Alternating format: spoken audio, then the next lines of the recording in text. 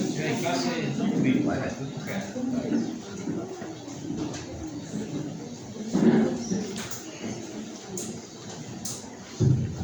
Bom dia, irmãos. Graça e paz a todos. Vamos fazer uma oração antes de mais nada, né? Vamos de pé. Oi, né?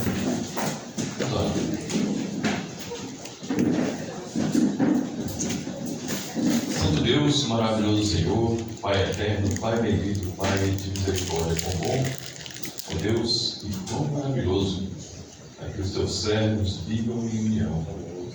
Quão bom, ó Deus, e quão maravilhoso é que os teus servos, ó Deus, incluem hinos de louvor, ó Deus, que te engrandeçam o nome. Quão bom, ó Deus, e quão maravilhoso, ó Deus, é estar na tua presença e desfrutar, ó Deus, das suas bênçãos. Obrigado, Deus, por mais esse dia. Obrigado, Deus, porque o Senhor, Deus, nos separou, Deus, para que participássemos, ó Deus, desse momento.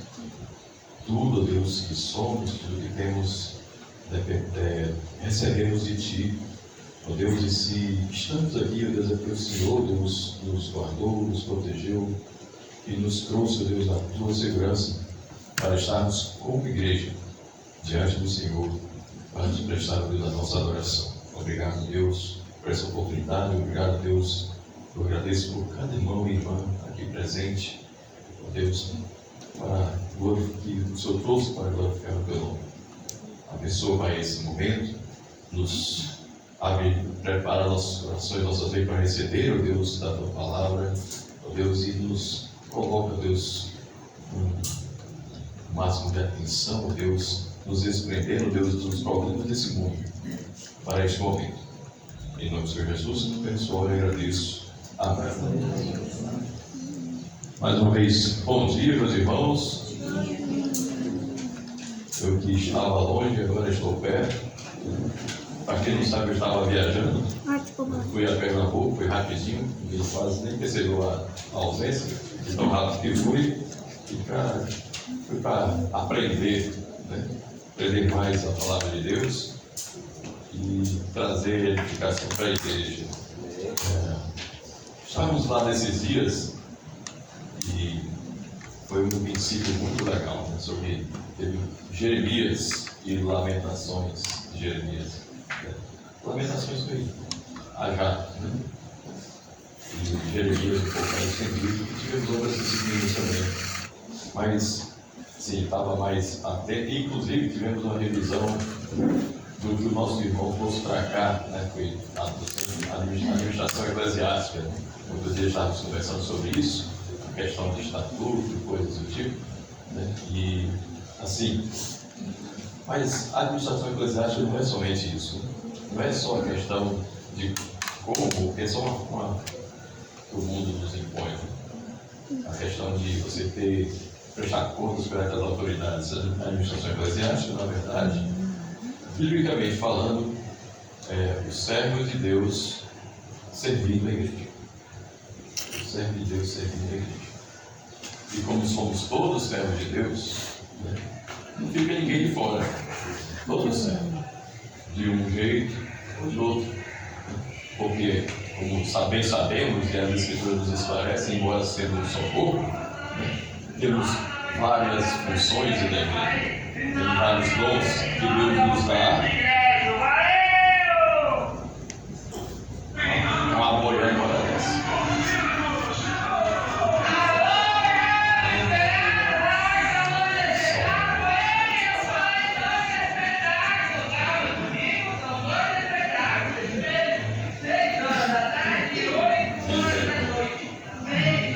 Mas Deus nos dá dos dons, né?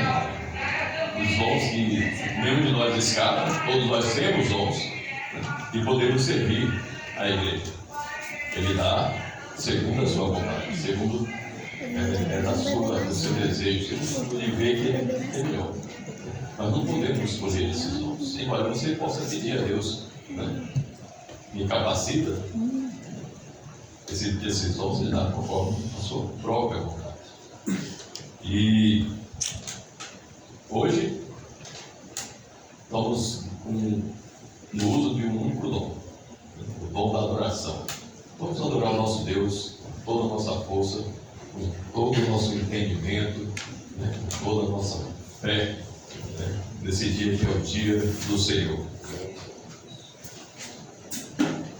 A ti, Senhor, a ti, Senhor, elevo a minha alma. a minha alma. A ti, Senhor, A ti, Senhor, elevo a minha alma. elevo a minha alma. Ó meu Deus, Ó meu Deus, em ti confio. só em ti confio. Guarda-me, Senhor, pois em ti, Senhor, me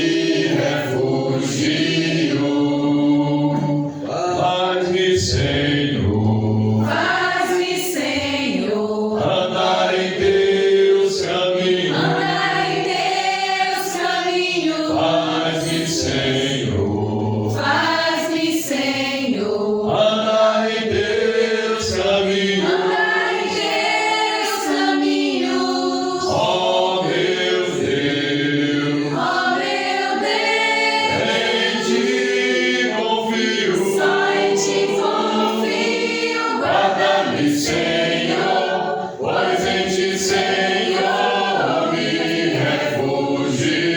refugio. Não te lembres, não, Não te lembres, não, dos meus pecados. dos meus pecados. Não te lembres, não, Não te lembres, não, dos meus pecados. dos meus pecados.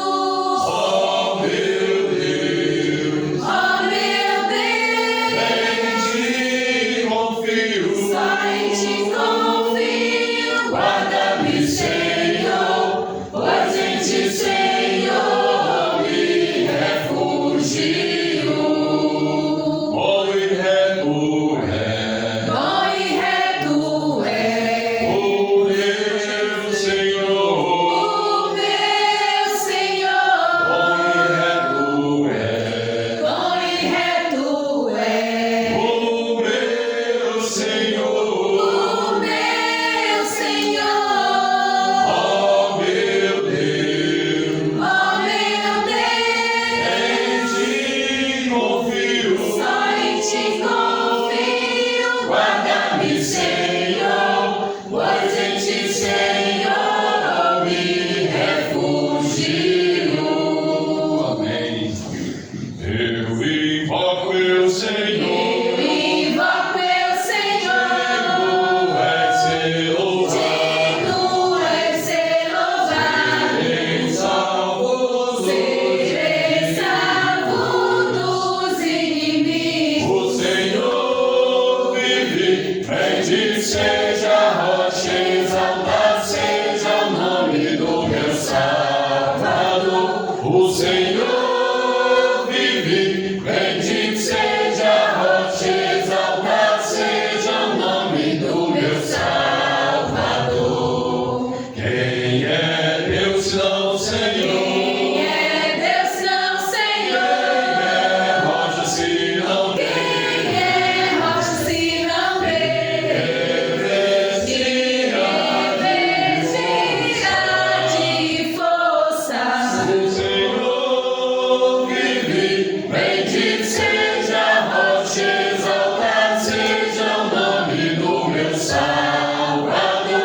O Senhor vive, bendito seja a rocha, exaltado seja o nome do meu Salvador. Vive, amém. Glória a Deus. Você crê nisso, irmãos? O Senhor vive, e se Ele viver, e Ele vive, certamente como Ele vive, nós também viveremos. E não estou falando dessa vida aqui não, é a vida eterna que Ele nos promete, para quem permanece fiel até a morte, ou até a sua volta. Vamos trocar louvor. A terra vai um dia contemplar aquele que um dia virá, com autoridade julgará. A terra se ajoelhará. Oh, aleluia! Aleluia, aleluia. Cristo voltará. Cristo voltará. Oh, aleluia! Aleluia, aleluia. Para me levar. Oh, como será maravilhoso contemplar o meu Salvador, com autoridade julgará. A terra se ajoelhará.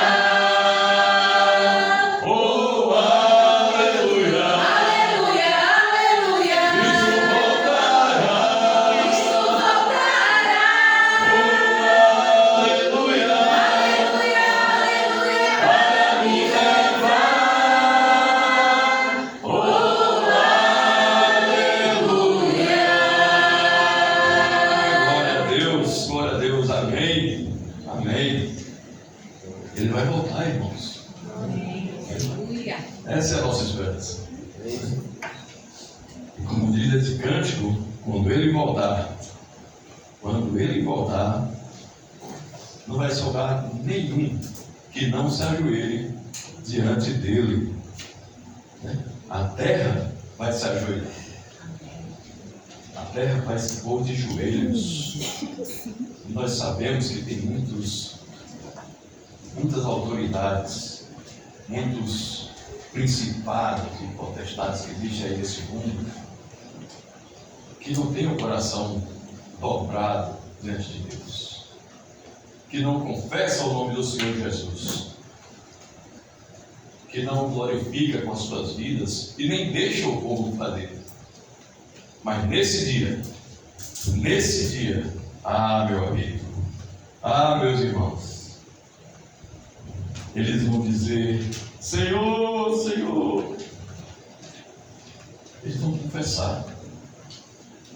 Eles vão reconhecer que Jesus é o Senhor. E o joelhinho vai bater lá no chão, rapidinho. E eles vão clamar. E as desculpas não vão ser poucas. Mas todo joelho vai reconhecer o senhorio do nosso Deus. Amém? Deus forte como Jeová, não há outro que eu conheça. Deus forte como Jeová, não há outro que eu conheça. Deus de vitória, varão de guerra, Deus poderoso é o Senhor. Deus de vitória, varão de guerra, Deus poderoso é o Senhor. Onde está o teu Deus? Onde está o teu Deus? Onde está o teu Deus?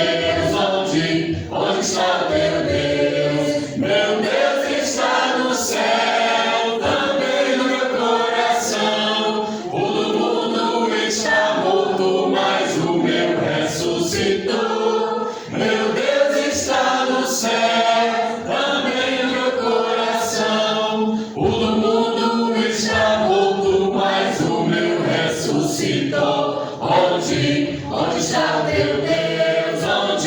Onde está o teu Deus? Onde está o teu Deus? Onde está o teu Deus? Glória a Deus. Amém. Pode sentar, irmãos.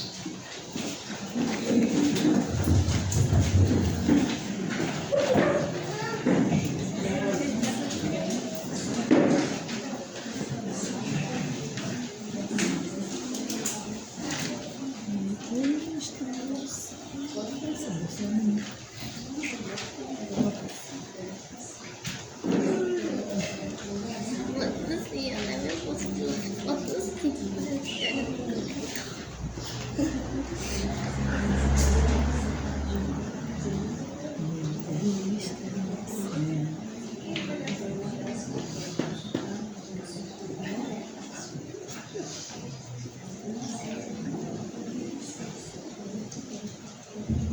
Porque dele, por ele, para ele são todas as coisas. Nossas vidas, nossos pensamentos, nossas decisões, tudo são para o Senhor.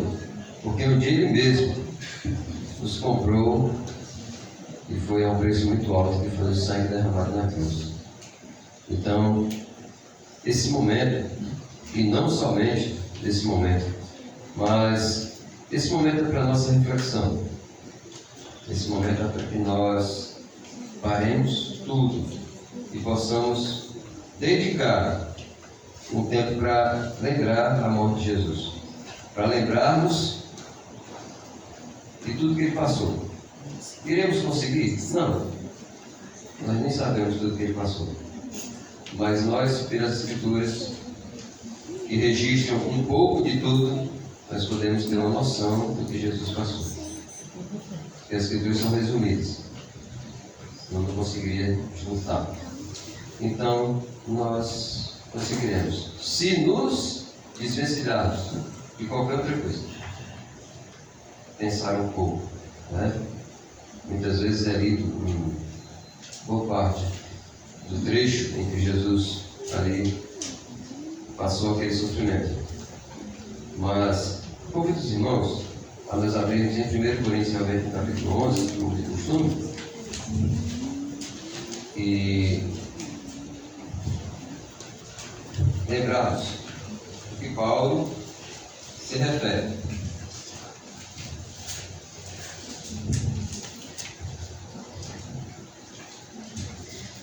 Como muitos de nós sabemos, a igreja em Corinto tinha dons, também tinha problemas diversos, né? Então, em relação à ceia, Paulo escrevendo a eles, no versículo 17, ele faz a seguinte citação, que é 1 Coríntios 11, 17. Nisso, porém, eu vos escrevo, não vos louvo, não vos elogio, não posso falar bem, porquanto vos ajuntais não para melhor, e sim para pior. Isso, referindo-se a Corinto, quer dizer para nós que esse ajuntamento é para a glória de Deus, que esse momento é para a reflexão da morte de Cristo, da salvação que nos foi trazida. E se nós não discernirmos esse momento, nós não estaremos nos juntando para o melhor, e sim para o pior. Nós não fazemos isso. Mas o ponto é, as Escrituras dizem que determinada igreja estava fazendo isso, e precisou ser advertida que aquilo não estava certo. E Paulo, ele vai defender o Evangelho e exaltar essa igreja pela palavra, dizendo, no versículo 23, porque eu recebi do Senhor o que também vos entreguei. Eu não ensinei nada a vocês de minha parte. Eu recebi do Senhor o que também vos entreguei. Eu vos entreguei, eu vos ensinei o que eu recebi da parte do Senhor. Em relação à ceia também.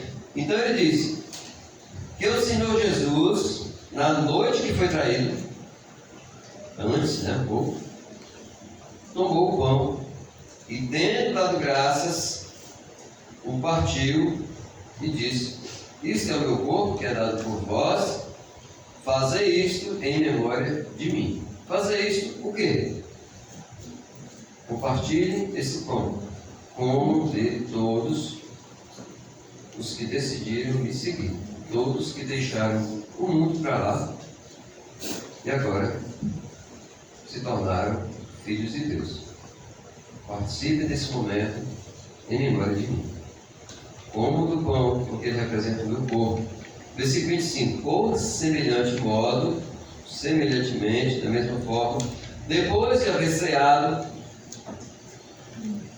tomou também o cálice, dizendo: esse cálice é a nova aliança do meu sangue. Fazei isso todas as vezes que eu beberes, em memória de mim. Todas as vezes que beber desse cálice, lembre-se da nova aliança, que agora não é mais a velha aliança, é a nova aliança do meu sangue. Jesus está dizendo isso, Paulo está repetindo. Foi assim que o Senhor disse: esse cálice é a nova aliança do meu sangue, fazer isto todas as vezes que beberdes em memória de mim. Porque todas as vezes que comeres este pão e beberdes o cálice, anunciais a morte do Senhor até que Ele venha. Eu sei que há pessoas nos visitando, e às vezes até um certo tempo, e é um momento até um pouco constrangedor, talvez, que você, mas acredito que sim, para quem vê a ser passando e ainda não pode participar. Mas é um momento para constranger. Não, a palavra diz que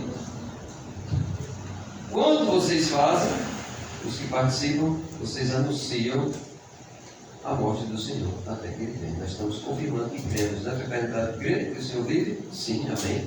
Então nós cremos, por isso nós cremos. Porque nós estamos aqui lembrando a morte do Senhor até que Ele venha. Porque Ele não morreu. Ele não está morto. É isso, Ele não está morto. Ele ressuscitou, por isso nós ceiamos. E nós aguardamos a vinda do Senhor. Então, um detalhe também, que Jesus, quando ceiou, e nós já lemos e relemos, após ter participado do pão, após ter participado do suco, eles cantaram um hino, eles tiraram ali um cântico de louvor, né? E aí subiram para muitas outras. Então, entendendo, é um momento só, cada momento tem seu momento. O momento do pão, lembrar o corpo de Jesus. O momento do suco, lembrar o sangue de Jesus derramado na cruz.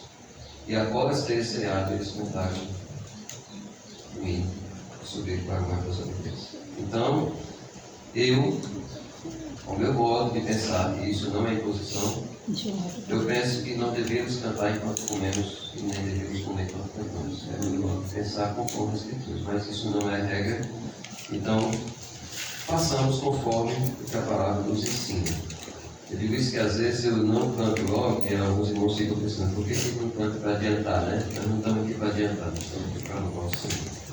Então, que Deus seja louvado em todas as coisas. Amém? Eu chamar o irmão que vai servir, e nós iremos orar pelo pão que representa o corpo de Jesus.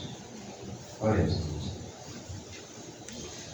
Deus. Senhor maravilhoso Deus, Pai Todo-Poderoso, aqui estamos, ó Deus, como teus filhos, pela tua vontade, pela tua graça, porque tu nos chamaste. No teu primogênito, no teu unigênito, o Senhor Jesus, aquele que cumpriu tudo quanto estava determinado, escrito na tua lei, nas profecias, na tua vontade. Jesus cumpriu em si mesmo, passou por tudo o quanto nenhum de nós gostaria de passar. Dor, acusações, injúrias, foi esbofeteado, foi açoitado, foi moído por nossas transgressões, porque assim mesmo a tua palavra diz. Ó Deus, obrigado, Senhor. Obrigado, porque nós dependemos do Senhor. Agradecemos por ter nos concedido a salvação do teu Filho amado. Agradecemos a Deus porque Jesus foi sacrificado como Cordeiro Santo, que nos trouxe a paz e nos uniu novamente a ti. Nós agradecemos e pedimos a Deus, perdoa-nos, Pai, porque em muitas coisas, seja por palavras, seja por pensamentos, seja por ações, seja por negligência, seja por falta dessas ações necessárias, em muitas coisas nós pecamos contra o Senhor. Te pedimos o teu perdão, porque nós não somos mais do mundo, nós somos Deus. Nos perdoa e abençoa, Deus, te pedimos. O pão que aqui está, em pequenos pedaços, representando, sim, Deus, o corpo de Jesus, o qual foi crucificado em nosso lugar, em nosso favor, porque era para o malfeitor, era para o pecador, era para aquele que estava destinado à morte, à crucificação. E Jesus, ali, foi colocado em favor de todo aquele que creu. Senhor, no nome do Senhor Jesus, nós oramos, pedimos que o Senhor abençoe e agradecemos. Amém.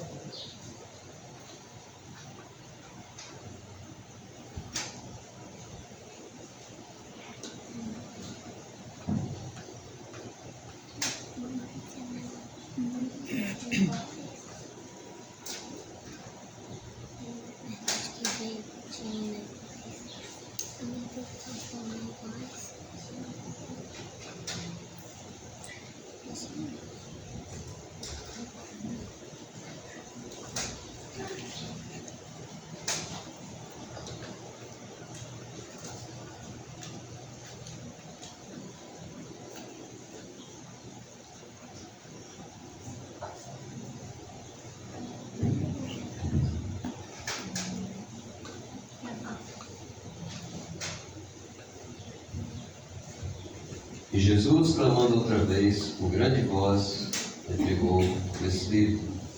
Eis que o véu do santuário se rasgou em duas partes, de alto a baixo. Tremeu a terra, fenderam-se as rochas, abriram-se os sepulcros, e muitos corpos de santos que dormiam ressuscitaram. E saindo dos sepulcros, depois da ressurreição de Jesus, entraram na cidade santa e apareceram a muitos. O centurião e os que com ele guardavam a Jesus, vendo o terremoto e tudo o que se passava, ficaram possuídos de grande temor e disseram: verdadeiramente, este era o Filho de Deus. Estava ali muitas mulheres observando de longe, eram as que vinham seguindo a Jesus desde a Galiléia para o servirem. Deus seja louvado.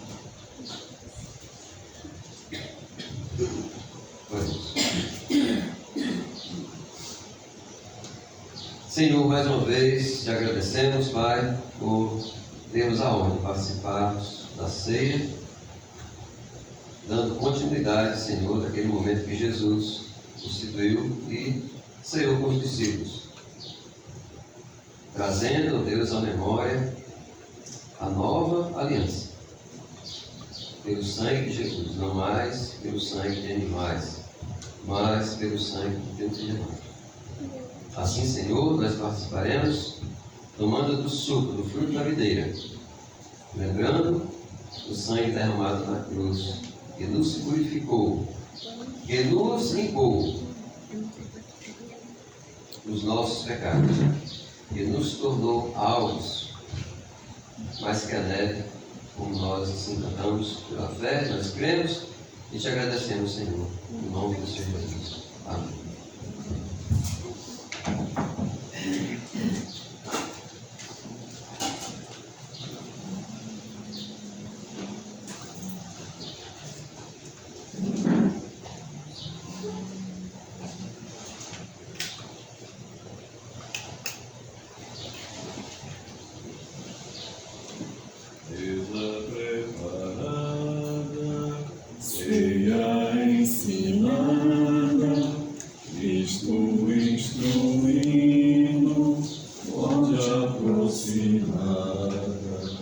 Isto é a ceia do Senhor, dada em memória do seu grande amor.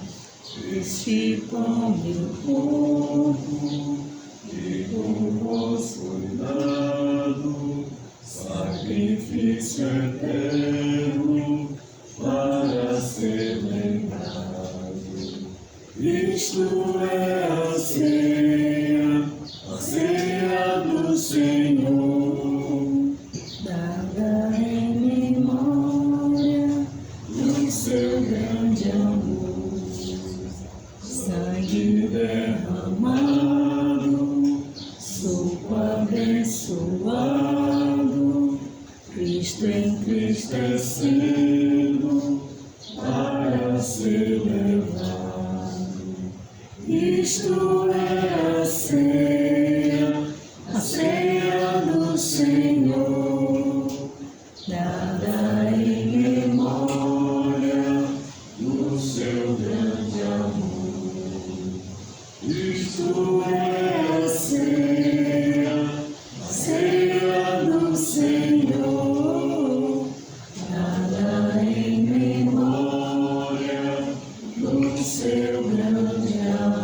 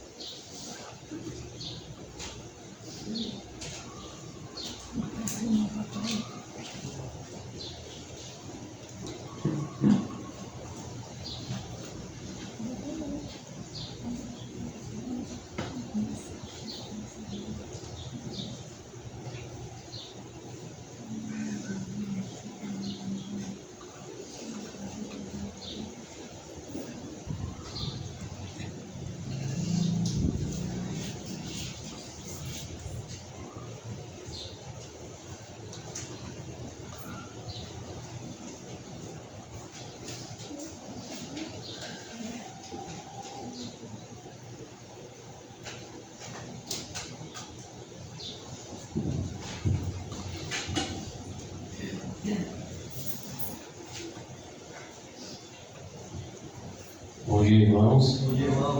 Graça e paz. Queria aqui agradecer ao irmão Léo por nos trazer a mensagem hoje. Faz tempo que eu não ouvi. Acho que a última vez a gente foi para Paripaba. Foi uma bênção o culto lá.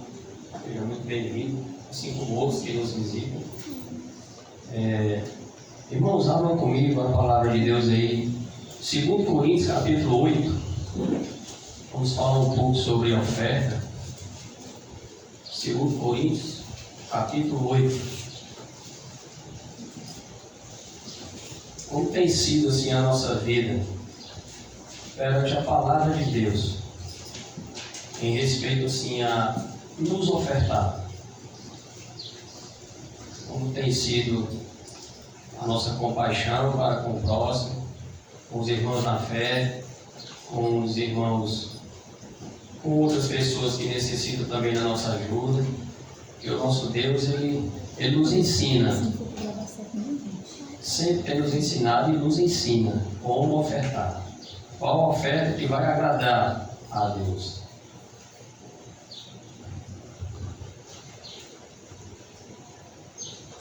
Deixa eu abrir aqui o gasofilaço.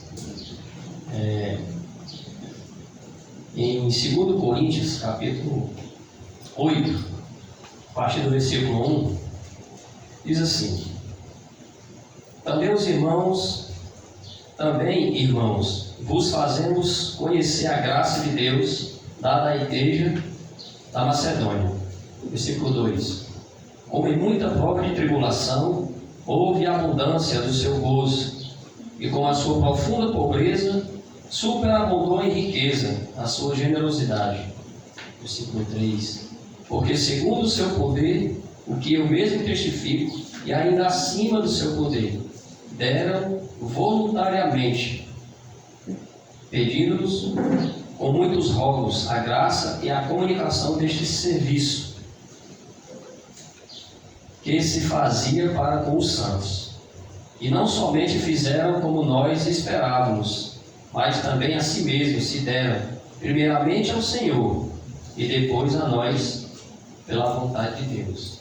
Olha, eu acabei de falar, como é que tem sido a nossa vida? Se nós não nos entregarmos a Deus para estar fazendo a vontade dEle, para ser aptos a ofertar, eu posso trazer aqui uma quantia que quase ninguém nem vai saber contar, mas para Deus não vai servir. A gente tem que estar preparado, né? Tem que entregar de coração. Mais na frente um pouco, no capítulo 9, versículo 7, diz assim: cada um contribua segundo propôs no seu coração, não com tristeza ou por necessidade, porque Deus ama a quem dá com alegria, né? Às vezes o irmão está precisando daquele valor, não vou ofertar, mas eu vou, meu Deus, eu não estou podendo, mas vou. Aí não é assim. A gente tem que ofertar, a gente tem que ter preparado aquela oferta. É que o dinheiro nada mais serve do que para as nossas necessidades, assim como nós acabamos de ler aqui, que eles superabundaram, ficaram, foi grande a surpresa até deles mesmos, né? Com aquelas quantias que supriu a necessidade dos santos. O nosso Deus, ele é maravilhoso, Ele é quem nos dá tudo, e nós temos apenas que retribuir, ajudando sempre ao próximo. Que as nossas ofertas sejam realmente olhadas de bons olhos por Deus, né? Que Deus possa se agradar de nós com as nossas ofertas. Acredito eu que essa igreja aqui é uma igreja abençoada e que sabe ofertar. Oremos, irmãos. Santo Deus, grandioso Pai, nos ensina, Pai, a te ofertar. Nos ensina a amar ao próximo. Esse dinheiro, Pai, o Senhor nos dá. Nossa vida, o Senhor nos deu. E assim o Senhor tira, assim quando o Senhor queira. Que nós possamos, Pai, fazer valer os Teus ensinamentos, a Tua santa doutrina. Que a gente possa aqui, Pai, ser exemplos. Muito, Senhor, vamos ler a Tua palavra em nós. Que nós possamos ser espelhos onde quer que estejamos. E que essas ofertas aqui, Pai, venham ser usadas em prol, Pai, dos necessitados, em favor de nós mesmos aqui, Senhor, e de outros que assim necessitam. Assim como o momento que o Senhor nos agraciou ontem, no encontro de casais, usamos, Pai, da oferta para algo que agradou com certeza a nós e principalmente ao Senhor. Então que o Senhor venha nos ensinar cada dia mais. Se preciso quebrar, nos quebra, nos molda e nos refaz de acordo com a Tua vontade. Em Cristo é que eu te oro e te agradeço. Amém.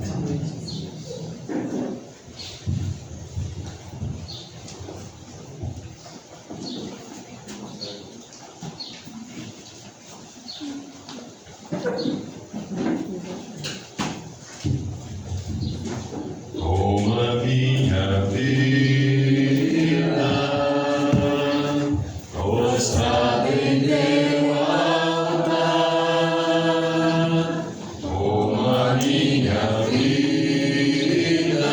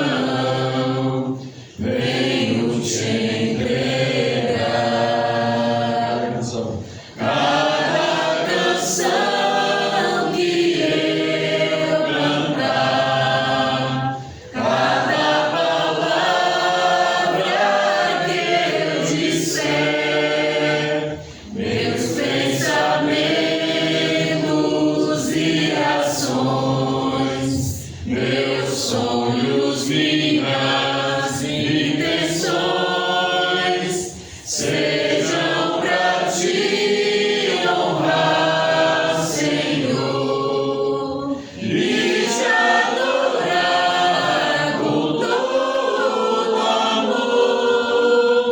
Rendo a ti meu coração, tudo que sou. Rendo a ti meu coração, tudo que sou. Amém.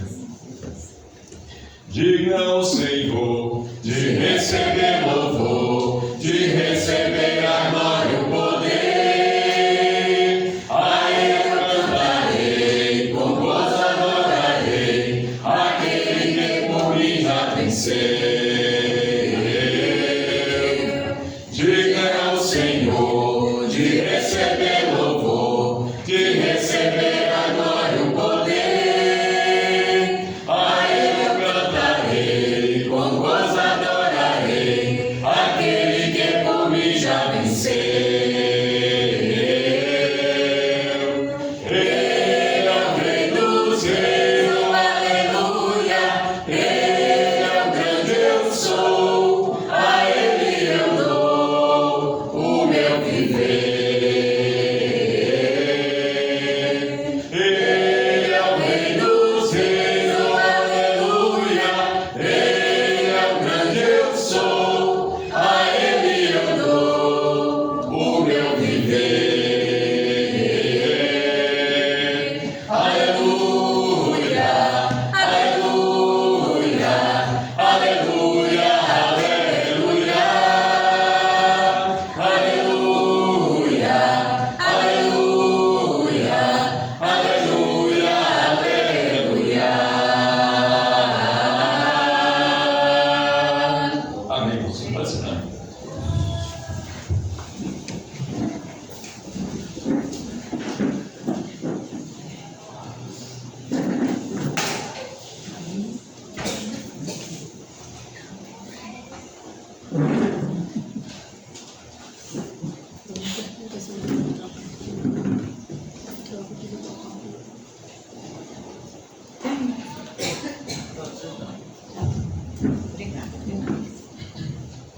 Dia mais igreja, graça e paz, mais um domingo, mais um pouco junto, né?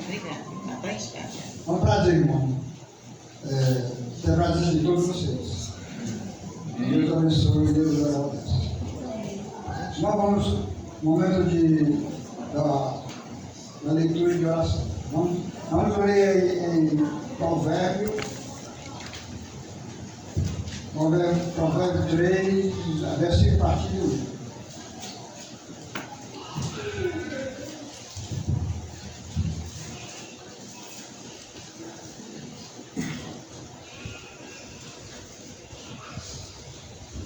Provérbio 3.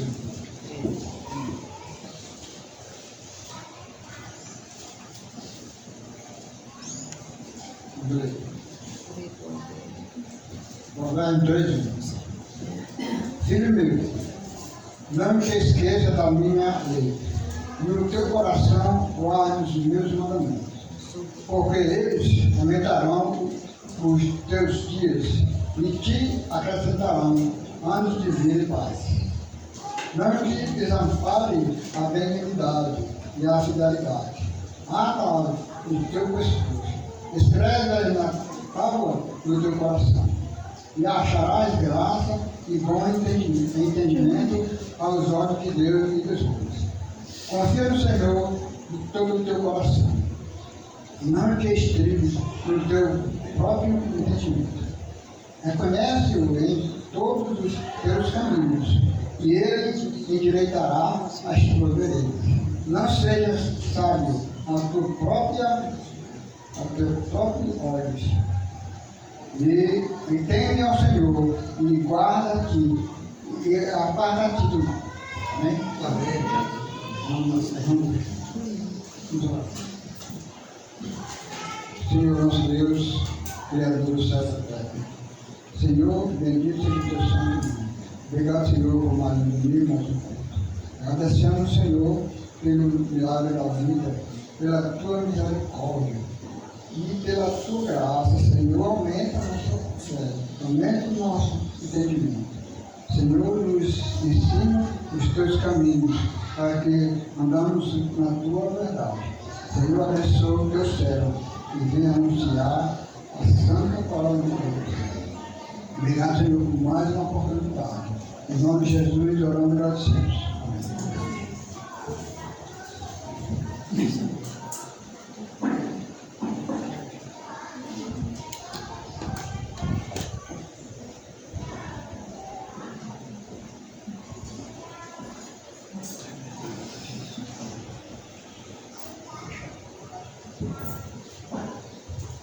Bom dia, irmãos. Bom dia. Graça e paz a paz do nosso Senhor Deus. Amém. Irmãos, como é bom estar na presença do Senhor.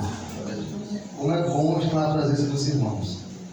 Eu me sinto presenteado e privilegiado por esse dia estar na presença do Senhor, na companhia dessa irmandade.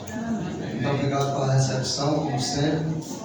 Somos bem recebidos. E, como eu já falei, é um presente para mim desde quando o irmão finalizou a escola dominical, falando essas verdades, e muitos perdidos que estão dentro e fora, e que nós possamos conservar, cuidar de nós mesmos, da doutrina, e fazendo assim, aqueles que nos ouvem vão ser salvos.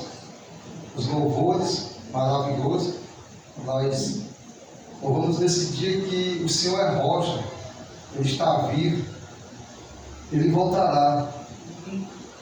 Nós declaramos que nós nos rendemos ao Senhor. Você está rendido ao Senhor? E por último, nós dissemos que nós estamos dispostos a dar o nosso viver para Deus. Você está disposto a dar toda a sua vida, todos os seus sonhos, seu projeto, converter todas as suas realizações no plano e no projeto de Deus? Naquilo que Deus espera para a sua igreja. Hoje a igreja é aquela que é a luz para o mundo. A igreja é aquela que tem vida. A igreja é aquela que tem Deus, que tem um Criador. Nós temos vida.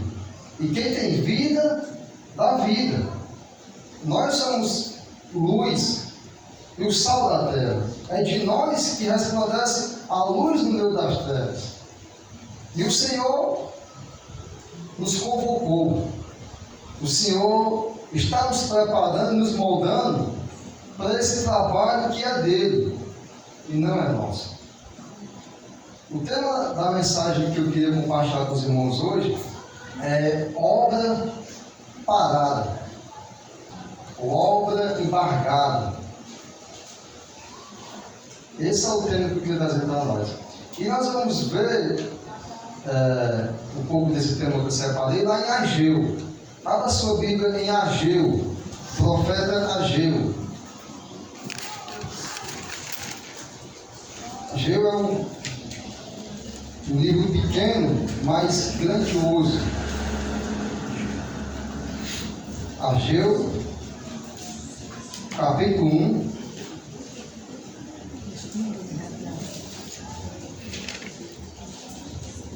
Quanto tempo faz que você não lê Ageu? Tanto tempo que você não me viu na Não me pergunte se esse livro existe na Bíblia. Eu posso de Mateus, você vai para Mateus, volta um pouco, dependendo da Bíblia, ele é só uma página ou duas. Antes de Zacarias. Quanto tempo faz que você não lê a Bíblia? Como é que está a sua intimidade com a palavra de Deus, o seu relacionamento com as Escrituras? Ageu é só 2 capítulos. Eu queria poder pregar e expor esses 2 capítulos para nós. Só que eu acho que o meu tempo é só até meio-dia. Talvez não dê tempo, né? Se os irmãos tiverem compaixão, me dá mais 1 hora, meia hora, não consigo. Até meio-dia mesmo? Porque o irmão, quando me convidou, ele disse que o começo do culto era 9h30. Então, como ele não deu fim, aí para mim. Talvez a gente possa largar até meia-noite, né? Não sei se alguém vai dormir. Sai daqui direto para Ceasa, hein? Mas, irmãos, que já pensou se nós colocássemos o nosso plano aqui da igreja, um dia, você tirar todo esse dia para estar assim, pregando, almoçando, não seria nada mal. Mas a gente começa a pregação já pensando como é que vai terminar e que hora vai terminar. Estamos sentados aqui, nosso coração, nossas cozinhas, trabalhos e coisas que nós temos que fazer no nosso dia a dia. Mas vamos para Ageu. Vamos começar o capítulo 1 a partir do versículo 1. Ageu 1:1. No ano segundo do rei Dário, no 6º mês, no 1º dia do mês, veio a palavra do Senhor pelo ministério do profeta Ageu a Zorobabel, filho de Salatiel, príncipe de Judá, e a Josué, filho de Josadaque, o sumo sacerdote, dizendo, olha só, irmãos, versículo 2: assim fala o Senhor dos exércitos, dizendo: este povo diz, não veio ainda o tempo em que a casa do Senhor deva ser edificada. Veio, pois, a palavra do Senhor pelo ministério do profeta Ageu, dizendo, versículo 4: é para vós tempo de habitardes nas vossas casas estucadas, e esta casa há de ficar deserta? Ele está fazendo uma pergunta. Vamos parar por aqui. Como os irmãos confessavam que talvez nem conhecessem que a Bíblia tivesse esse livro, qual era o cenário? O profeta Ageu foi um dos primeiros profetas, junto com Zacarias, que veio pós-exílio. O que aconteceu com o povo de Deus? O povo de Deus se corrompeu, se entregou suas próprias paixões, não buscava mais Deus, oprimia o pobre, não cuidava das viúvas, estava longe de todo o que o irmão leu aqui para nós em Provérbios 3. Não estava mais meditando na palavra de Deus, não estava mais quadrilhando o seu caminho com Deus. E Deus, misericordioso como sempre, ele alerta o povo pelos seus profetas. Um dos principais, Jeremias, quando ele declara para o povo que a Babilônia estava para vir. E ele iria pegar o povo de Deus, porque o povo de Deus estava longe do Senhor. E os falsos profetas daquele tempo diziam que não, Deus não vai fazer isso aí, tem paz. O importante é que nós venhamos estar na presença do Senhor, oferecendo holocaustos, participando do templo, fazendo algumas cerimônias, aquelas cerimônias necessárias. E assim o Senhor não vai trazer toda essa destruição para essa nação. Como é que Deus vai destruir esse templo maravilhoso? Como é que Deus vai destruir toda essa nação, esse império poderoso? Nós que somos o povo de Deus, não tem condição de Deus fazer essa destruição conosco. E o pior, como é que o povo de Deus vai ser tomado pelo império ímpio, perverso como era o império babilônico? Mas Deus sempre alertando o povo. E o povo continua nos seus caminhos, esquecendo os caminhos do Senhor. Chega o tempo que toda aquela profecia de Jeremias e que Deus dissera para o povo acontece. O povo é tomado, é levado cativo para a Babilônia e passa lá 70 anos. Deus ainda é misericordioso, dá a promessa de que iria restituir o seu povo na sua terra. Passados 70 anos, o povo volta, pela graça de Deus, à sua nação. Zorobabel, esse homem aqui, era o governador, ele que trouxe a primeira levada do povo de Deus de volta para Jerusalém. Depois veio mais 2 levadas. Mas vamos falar dessa. E qual era o propósito do povo agora ao chegar na sua terra? Qual era a visão? O que é que Deus esperava que o povo fizesse naquela situação e naquele tempo? A edificação do templo.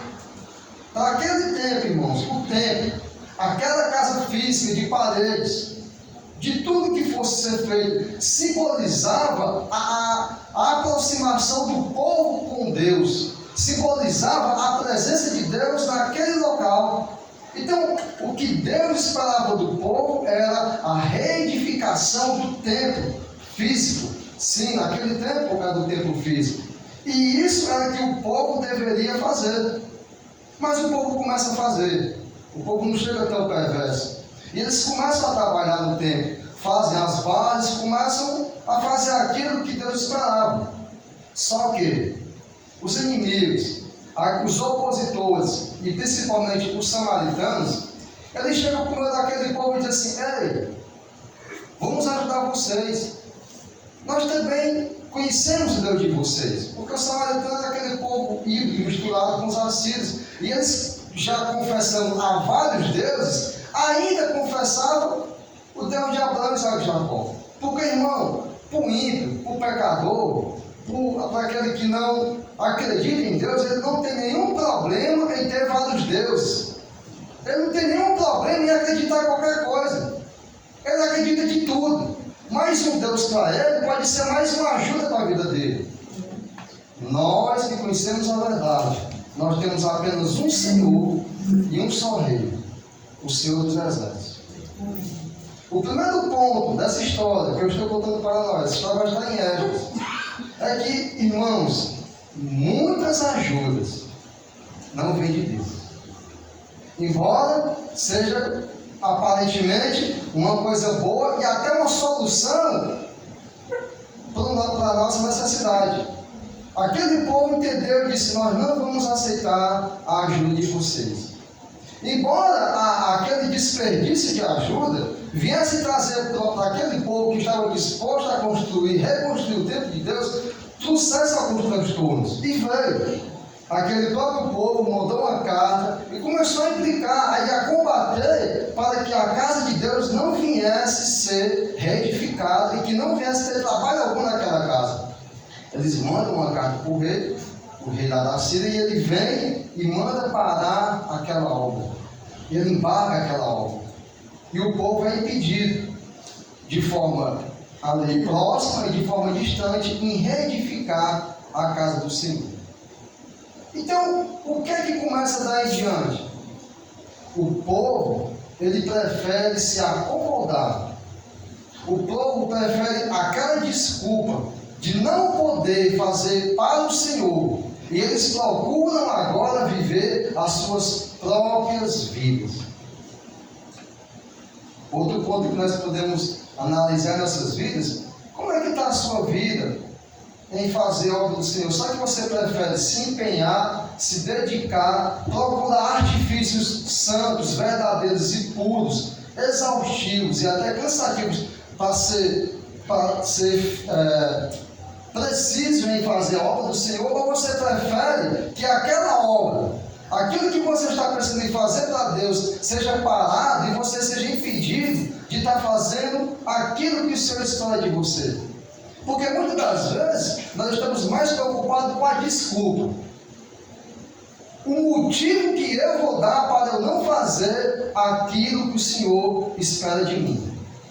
Nós perdemos muito mais tempo em elaborar desculpas, em procurar coisas nossas para não fazer a obra do Senhor, do que estar perdendo tempo, e não perdendo, ganhando tempo em elaborar planos, estratégias de como fazer o serviço do Senhor. O povo preferiu ficar por detrás do edito de não fazer a casa de Deus, e eles foram cada carro do seu lado. E como fala o profeta, o povo começou a se empenhar, a trabalhar cada qual na sua casa, na sua obra, naquilo que para eles era prioridade, naquilo que para eles trazia uma satisfação rápida, e que aos seus olhos eram coisas que pareciam ter um resultado. E o povo começa a se empenhar em suas casas. E são passados nesse período aí, irmãos, mais ou menos uns 15 anos, em que aquela obra do Senhor fica parada e o povo começa a trabalhar unicamente nas suas obras, nos seus afazeres, naquilo que eles colocam em primeiro plano, em primeiro lugar. A presença de Deus no Senhor naquele local, que era representada pelo templo, o povo esquece, o povo se acomoda, O povo se molda às suas próprias paixões, ao seu querer e às suas próprias necessidades. Então, o que é que nós estamos vendo aqui? É uma questão de prioridade. O que é que você está priorizando na sua vida? Vamos analisar um pouco uma aplicação para nós. Como é que está a sua congregação aqui no Esperança? Como é que está a casa do Senhor? Talvez um domingo como esse seja notado ter mais irmãos, ter mais pessoas aptas a escutar, com o coração um pouco mais mole, pessoas que estão aqui bem vestidas, bem educadas, bem calmas, para estar nesse momento de culto ao Senhor. Mas como é que está a sua vida fora dessas quatro paredes? Como é que está o seu dia a dia na obra do Senhor? Irmãos, um culto como esse, ele é muito superficial, mecânico. Ele é muito combinado. A gente vai ali, procura a melhor roupa, bota perfume. Quem tem ministério vai fazer aquelas coisinhas coladas, repetidas para levar para cada coisa. O pregador vem na boa pregação, os cânticos que estão preparados. Isso não é errado. Mas se nós ficarmos apenas nisso, irmão, que trabalho é esse para o Senhor? Parece ser uma carcaça bonita, uma coisa linda e bem harmoniosa. E entregar esse momento, essas 2 horas ou 3 horas para o Senhor e depois. Será que a sua esperança está em ficar aqui, se for preciso, até de noite? Ou a sua esperança está em voltar para casa e resolver suas coisas? Como é que está a sua vida no dia a dia, na semana da sua congregação? Como é que está a reunião de orações dessa igreja? Como é que está a reunião dos homens? Como é que está a reunião dos ministérios? Como é que está a obra do Senhor? Naquele tempo, aquelas paredes simbolizavam, sim, a presença do Senhor. Hoje, irmãos, na nova aliança, não é mais essas paredes, não é mais essa sombra que nós vamos prestar esse culto ao Senhor. É nossas vidas. Para a edificação do corpo. Efésios fala que Deus deu para uns apóstolos, evangelistas, doutores, missionários, e tudo isso, não para a edificação própria, mas para a edificação do corpo. Lá naquele tempo, o povo estava na preocupação de edificar aquele templo. Hoje a nossa preocupação na obra do Senhor é edificar o corpo, a obra do Senhor. Às vezes a nossa salvação individual e familiar parece ser a única no meio da congregação. Como é que estão as nossas visitas com os irmãos? Às vezes o irmão está morrendo necessitado, não é nem de cesta básica, não é nem de coisas superficiais, é de atenção, é de aproximação, é de cuidado, é de um bom dia verdadeiro. Os nossos bons dias hoje são regados. Eu fico impressionado, às vezes eu recebo um bom dia colado com uma figurinha, e no mesmo, menos de 2 horas, várias pessoas mandam aquela mesma mensagem golpeada. Será que isso tem vida? Cadê a vida? Cadê a edificação verdadeira? Eu trabalho em obra e é bastante interessante. Você vai fazer um reboco desse. E o pedreiro, ele pensa que se ele me mostrar esse reboco feito e eu ver essa superfície, ele pensa que ele é digno do salário dele e foi feito um bom trabalho. Acontece que às vezes essa parede já está velha, o tijolo está poroso, está com lodo. E para ele começar aquele reboco, ele tem que dar um tratamento naquela parede. E ele tem que fazer um serviço para esse reboco ser uma coisa de qualidade e verdadeira. Não é apenas jogar o reboco lá e apresentar um serviço. Mas infelizmente o trabalho que ele tem que ter para purificar aquele tijolo é pior do que ele mostrar o reboco. Mas ele está preocupado com a sua produção e com a aparência que ele vai mostrar no serviço, esquecendo a essência e a qualidade do serviço perfeito. Como é que você está fazendo as coisas do Senhor? Como é que está sendo o seu planejamento? O que foi que Jesus fez para poder escolher 12? Quanto tempo de oração? Qual foi o tempo de oração que Jesus passou para escolher 12? Quanto tempo de oração Jesus passou antes de ir para a cruz? Quanto tempo Jesus orava? Quanto tempo Jesus tirava para fazer as coisas de Deus? Não era apenas um trabalho de, não, vem tu. O trabalho estava por detrás noite toda aquele orou.